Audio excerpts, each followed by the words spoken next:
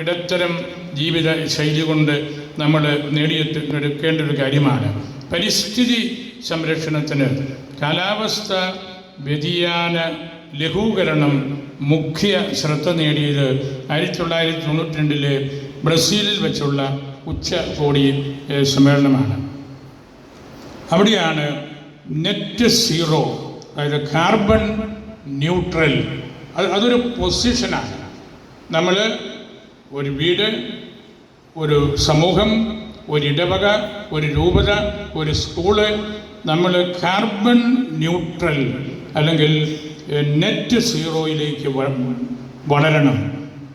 ആഗോളതാപനത്തിന് കാരണമാകുന്ന ഹരിതഗ്രഹ വാതകങ്ങളുടെ തോത് അന്തരീക്ഷത്തിൽ നിന്ന് കുറയ്ക്കുന്നതിനുള്ള ആഗിരണ സംവിധാനങ്ങൾ, കാർബൺ സിങ്ക് വർദ്ധിപ്പിച്ച് പുറന്തള്ളുന്ന അത്ര തന്നെ വാതകത്തെ ആഗിരണം ചെയ്യാനുള്ള ശേഷി നേടുന്നതാണ് നെറ്റ് സീറോ അല്ലെങ്കിൽ കാർബൺ ന്യൂട്രൽ.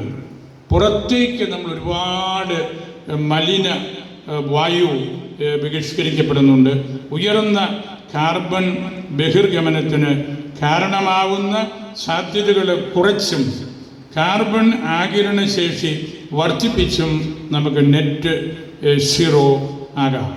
അവിടെയാണ് ജലാശയങ്ങളുടെ സംരക്ഷണം, കൃഷിയുടെ പ്രാധാന്യം, മണ്ണ്, ജലം, പച്ചപ്പ്, മണ്ണിൻ്റെ പരിപാലനം, പച്ചപ്പിൻ്റെ വർദ്ധിപ്പിൽ നമുക്കുള്ള ഉത്തരവാദിത്വം, ഒപ്പം ഹരിത ഊർജ ഉറവിടങ്ങൾ കൂടുതൽ ലഭ്യമാക്കാനുള്ള ആ ഒരു മനസ്സ്.